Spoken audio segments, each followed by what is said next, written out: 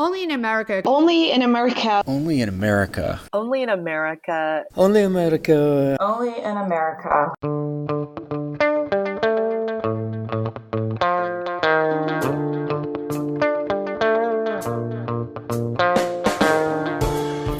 This time on Only in America, a big decision out of the U.S. Supreme Court on the administration's third version of the Muslim ban.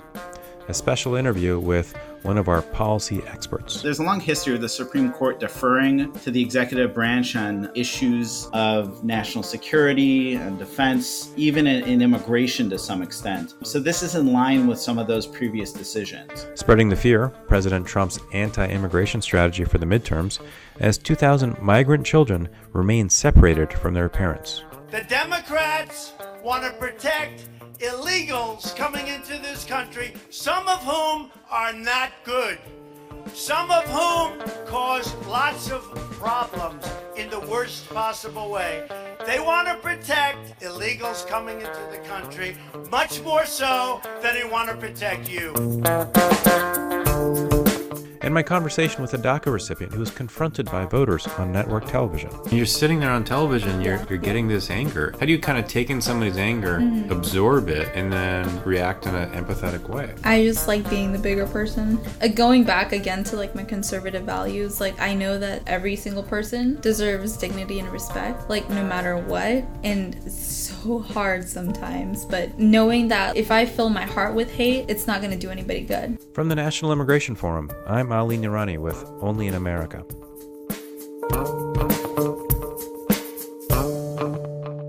Let's start with news from the U.S. Supreme Court, where on a 5-4 vote, the justices decided to uphold the administration's travel ban, or Muslim ban. Here's my short conversation with Larry Benenson, Assistant Director of Policy and Advocacy for the National Immigration Forum. One of President Trump's first executive orders was to drastically limit immigration from Muslim countries. Can you walk us through not just Travel Ban 1.0, but kind of how we got to 3.0? So in January 2017, shortly after taking office, President Trump issued an executive order banning the entry into the United States of citizens from 7 predominantly Muslim countries: Iran, Iraq, Libya, Syria, Somalia, Sudan, and Yemen, and also put a 120-day hold on the admission of refugees. As you recall, there was a huge outcry to this. People gathered at airports across the country. Lots of confusion as to who was included in the ban and who wasn't, whether lawful permanent residents, green card holders were included. And pretty shortly thereafter, it was enjoined by the federal courts. A couple months later, in March, the administration replaced that order with a new and similar executive order that took care of some of the legal ambiguities in an effort to have that order take effect. That order, the Muslim Ban 2.0, also was enjoined by the federal courts. And while that was enjoined initially, the Supreme Court eventually stepped in and allowed that ban to move forward. There was a third iteration of the ban, which was issued later in 2017, which included a couple non-Muslim countries and changed the makeup of the countries in the ban. It added Chad at one point. Chad was subsequently removed from the list as this litigation was pending before the Supreme Court, and also added North Korea as well as certain government officials from Venezuela, so not the entire Venezuelan population. Has there been a big influx of tourism from North Korea over our history?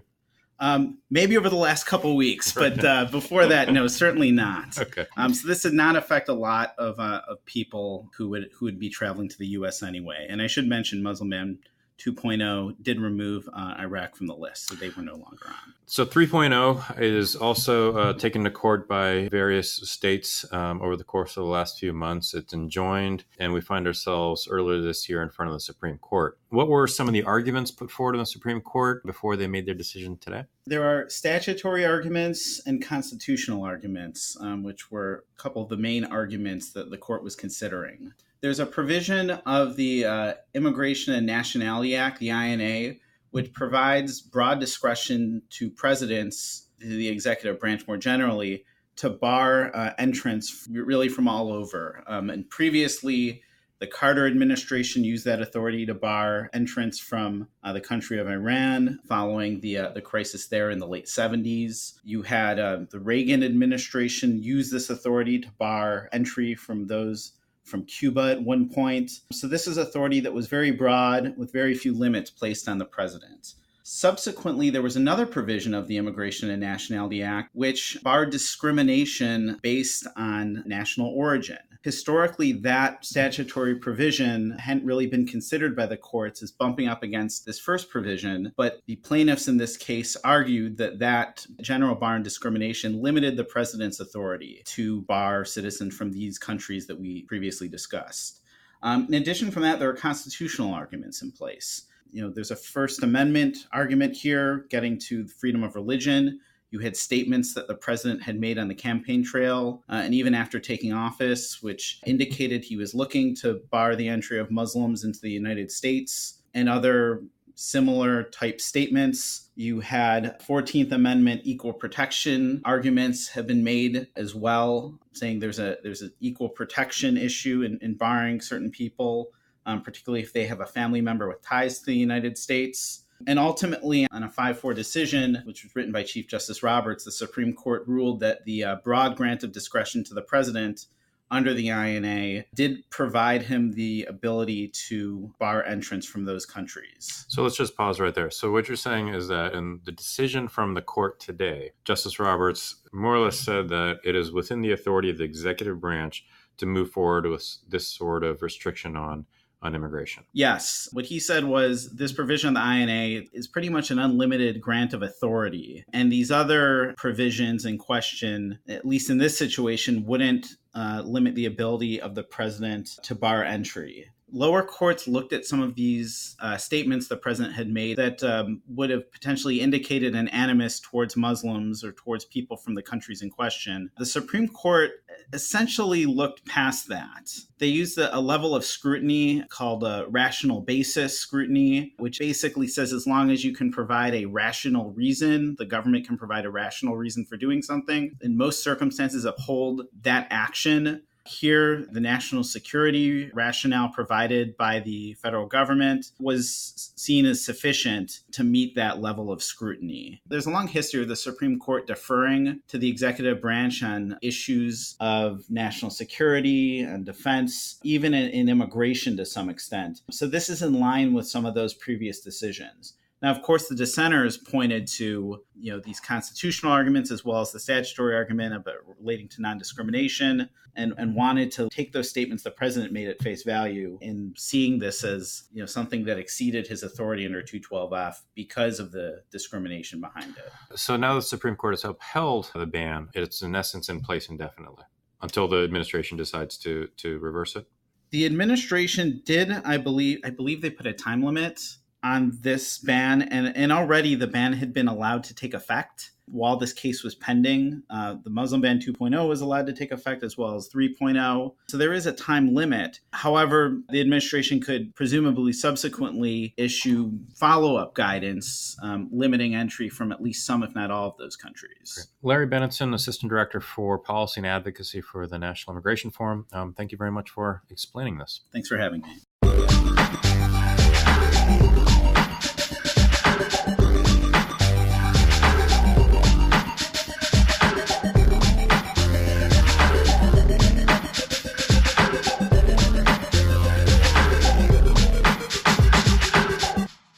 So, I'm not always a big fan of polling. As Mark Twain once said, there are 3 kinds of lies: lies, damned lies, and statistics. But given the givens, let's talk some statistics. Earlier in June, The Economist and YouGov released a survey of registered voters. There's a lot of data in this survey, but there are a few points that I wanted to draw out. They found that half of registered Republican voters think immigration has made the U.S. worse off. And 88% believe, quote, illegal immigration is a serious national problem. But take a deeper look at the data, which was gathered between June 17th and 19th, and you find something actually pretty interesting. Only 41% of registered Republican voters think, quote, illegal immigration is a serious problem in their local community, even though 57% of Republicans don't know an undocumented immigrant. Look, that is a 40-point swing between believing the issue is a local problem or a national problem, which leads me to further believe that Americans love the Maria or the Muhammad they know, or think they know, but remain terrified of the Maria or the Muhammad they don't know. Therein lies our opportunity for dialogue, for understanding, and a less combative and fearful future. I'm Ali Nurani.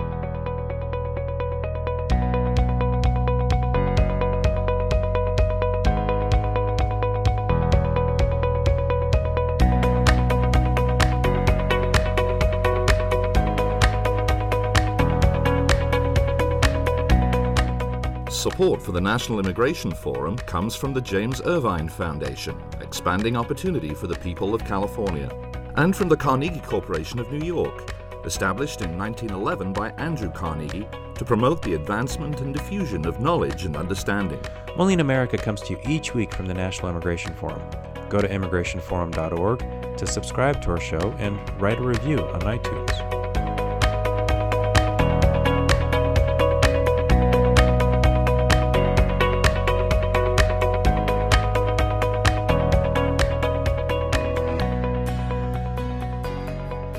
DACA recipient Esmeralda Tovar-Contreras arrived in America as a 2-year-old with her parents from Mexico City.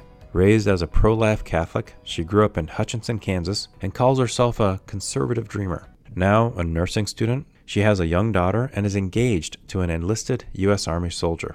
But Esmeralda's life changed last year when the administration announced it was ending the Deferred Action for Childhood Arrivals program, or DACA, which provided protection for dreamers like her. Esmeralda began dedicating herself to the campaign to save DACA, and in January, she found herself on network television.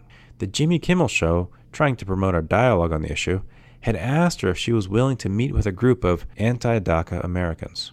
For anyone with empathy for a young family facing possible separation, it was an uncomfortable viewing. If you're in this country illegally, you need to be deported. DACA recipients have been blessed to be in this country. They can take the skill sets they have, go to their home countries, and come legally. Well, my position is I'm not responsible for their parents' decision to bring him here.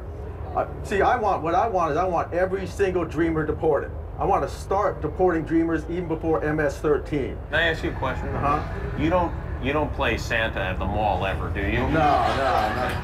She's in violation of the Constitution, no matter how it is. I'm telling you. She did nothing wrong. She was a baby. You say that you work, right? And that you pay taxes. But you don't have a social security Yes, card? I do. If you have DACA, can I speak? Yes. If you receive DACA, Which was unconstitutional. if you receive DACA, you get your social security card granted by the government. It has my name. It says with DHS authorization. I didn't have health insurance for 18. I'm an American citizen. I didn't have That's health okay, insurance too, but and I you lost said- my eye. You know, on Only in America, I've had the opportunity to talk with some remarkable people. But this interview with Esmeralda is hands down one of my favorites. As you'll hear, she has a spirit and a commitment that is nothing short of just inspirational. I was so excited. Like, all my friends were talking about it, and they're like, yeah, we get to drive, like, with our parents next to us. Like, they're like, yeah, it's okay. Like, we so excited. And I was like, cool. Like, I didn't know this. So I go home, and I tell my mom and dad, I'm like, hey, I can't wait to get my driver's license. Like, can we go, like, anytime after I turn, 13, 14? And then that's when they told me about my status. It was never, like, a big deal before because it had never, been brought up. And it wasn't until I was older that I realized, like, the little things that my parents endured, like, racial profiling and stuff that I didn't understand when I was younger. And so when they told me that, I was like, what? Like, what are you talking about? Like, I feel just like everybody else. I think I would like to do what everybody else is doing. And then they're like, you can't. And, like, that look in their eyes that they gave me, like, I don't think I'll ever forget that. Because it was that look that, like, the day that they were literally hoping would never come. But it did. Eventually, just like any other parent, like, when their child grows up, you're like, you're 10 and you used to be 2. So. You had written an op-ed in the Daily Caller in September of last year, after DACA, after the president announced that he was going to end the program. And the headline for the op-ed is, I'm a conservative dreamer. We want to contribute. Right. Go back to that week first. I had to pull to the side of the road, and I just started crying because I was thinking of how my plan was. I have this 2-year plan and then my 3-year plan, which totaled into my 5-year plan of what my future and my family's future was going to look like. And this completely, like, literally just ruined it because... What was that 2-year plan? That 2-year plan was for me to graduate and then start that same summer, take my BSN licensure, and then go ahead and work at Salina Regional, which is where I got my scholarship, and continue that whole year on. And then that August, my fiance and I would get married, and then I could seriously be working. Ever since I had my daughter, the nurses who, like, were there for me, I was like, I want to be that person for someone, but, like, on a greater level. And so I really want to be a neonatal intensive nurse. So going into that 5-year plan, so those 2 years would be done, and going into the last 3 years, I would go ahead and get my master's. But obviously that's more money. And by that time, even if Michael and I were married, his GI Bill only pays for, like, undergrad. It doesn't pay for, anything over that. So on that day when you're at the side of the road, taking in this news, right, you think that plan is done? Yeah, I do. And I think about my daughter, and I think about how Michael, they had told him that his deployment was coming up. And Michael is? My fiance. And he's where? Right now, he is in Texas. He's a member of the Army. Yes, National Guard. Infantryman, frontliner, literally the first one to go out. And so, after that, I thought about our future and how, like, literally how, like, what is going on, what's happening, what's going to happen to me, to my daughter. Like, the first thing I thought of was her, because I couldn't even imagine living in a different country without her. The same way that my parents have been living in this country without their families for me and my sister. So why do you call yourself a conservative dreamer? 16 years of my life, I've been to a Catholic school and then Catholic college. It wasn't up until I went to KU that I went to a literally liberal school, not just for the liberal education. And Rock Chalk Jayhawk for basketball, EMA for football. I'm that person. You don't like my Kansas State coasters? No.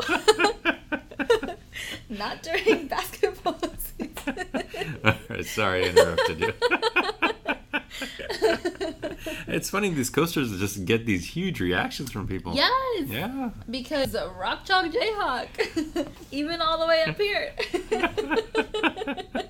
So you grew up going to Catholic school. Yeah. So all my conservative values, literally, my faith wasn't strengthened until after my parents had told me about my status. And I thought, oh, it's so unfair, typical teenager stuff. Like, aside from being a teenager, you know how that is.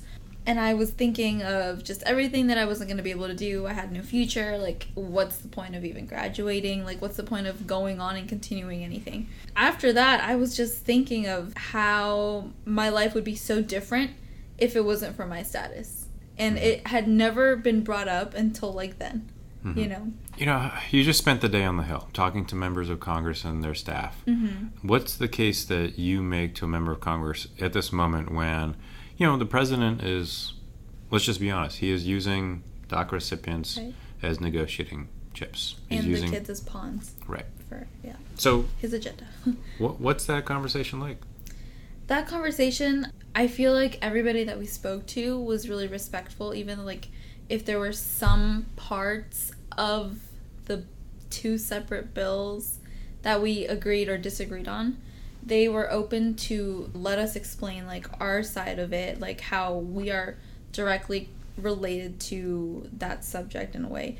Because a lot of us have been in a situation where refugees have been a part of our lives, or now people from my birth country are literally fleeing and then trying to escape just all that violence and all that cruelty that's coming from the other side of the border. But then they see the exact same thing on the other side.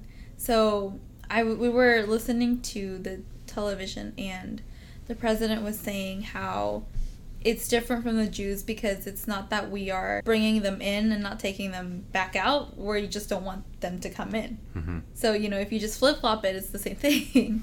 I mean, do you see yourself as American? I do. Why? Because I have been doing everything that any other American has done in this country for 19 years. So what does it feel like for the President of America, of the United States of America, in essence the country that you call home, saying what he says? I mean, it hurts, but growing up, after I knew more about my status and like I was more open to talking about it, it's not like it's something that I had never heard before. You know, when I was on the Jimmy Kimmel show, there was 6 people, and a lot of the things that they were saying were things that I had already heard. It was the things that I hadn't heard yet that like really, you know, hit me pretty hard. Like, a woman blamed me for her daughter's death because she couldn't afford health insurance. But I wasn't even born at the time that her daughter had died, and she had lost her eye because she couldn't afford to go to work and get a good health insurance coverage, and that was my fault. And you're sitting there on television, you're getting this anger, and how do you kind of take in somebody's anger, absorb it, and then react in an empathetic way? I just like being the bigger person. Going back again to like my conservative values, like I know that every single person deserves dignity and respect, like no matter what. And it's so hard sometimes, but knowing that like if I fill my heart with hate, it's not going to do anybody good. There's going to be a side of me that people are going to see, and it's going to be a side that I don't even recognize, you know, and I never want to go there. So just knowing and hoping and praying that I can be who I want to be by still setting an example for my daughter and having people see me the way that, I don't know, like a good, like as a good person. Like if they see Christ in me, I would be completely okay with that. If I was an example of even a shred of what he was, you know, and just like focusing on like all of the family values and sacrificial love that my parents gave me like when I was little. Like if I can even give that to my daughter, like I would be completely okay with it. How did you feel when your fiance told you he was deploying? Oh, I mean, it took me back to when he told me he was joining the army, you know, and it was the same time that I told him that about my status, because it took me 2 years to tell him. Literally, it took me 2 years because I felt ashamed of who I was, and I didn't need to. He very clearly told me that I did not need to because he did not care. But it wasn't until later on in our lives that, like, my status became a main focus of our relationship, especially last year.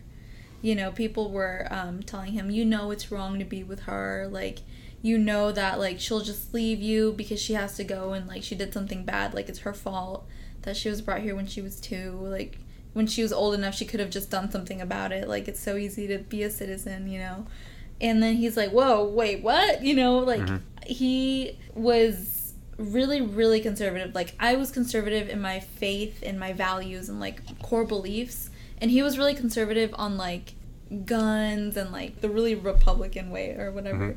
And I told him, I was like, there's no political party that, like, is exactly me. And I don't want to say I'm an independent or whatever, because then each independent will be their own independent and anything, you know. And so as our relationship grew and, like, after our daughter was born and stuff, he started asking me things, like, about things that I had gone through because of my status. And then he realized how it wasn't that different from, like, when his grandparents came over and then his parents, you know, grew up, or his dad grew up, you know, and having that ancestry and heritage of being immigrants. He never really thought that it mattered up until, like, he realized he was dating one, you know. And then it just all kind of fell together, and we just basically were learning about each other more, even more. I mean, you know, you continue to learn every single day. Seriously. Gosh. And how do your parents feel about, you know, the leadership role that you've taken on? My dad is really, really supportive of making sure that I'm safe whenever I do whatever I need to do to make sure that people know what we are, who we encompass, and, like, disregard anything that isn't true. My mom is scared for my safety, you know, like, as she should be. Like, I, you know, as a mother, I completely understand where she's coming from. But she always just prays and lets me know, if this is what you think you should do, then you go ahead and do it. But please be careful, you know, always.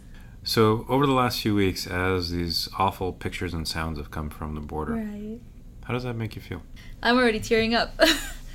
Because, whenever I hear my daughter crying for me, I just know first thing I want to do is run up to her and pick her up, tell her it's okay, and maybe we'll go watch Trolls, And if I was ever in that situation where she was pulled away from me, I would fight back so hard. Just thinking about it makes me remember that there is always somebody who has it worse. That's always been my thing, because whenever I was at my lowest and I'd be like, oh, the world is awful to me, I deserve so much of this and that.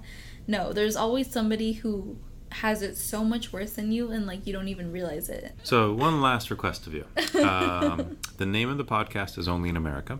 Okay. If you could finish this sentence, only in America, ...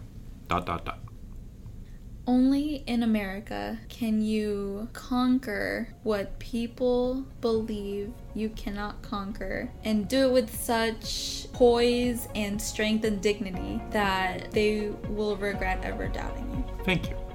It has been just awesome kind of meeting you, getting to know you for a little bit, and hopefully I'll see you in Kansas at some point, right?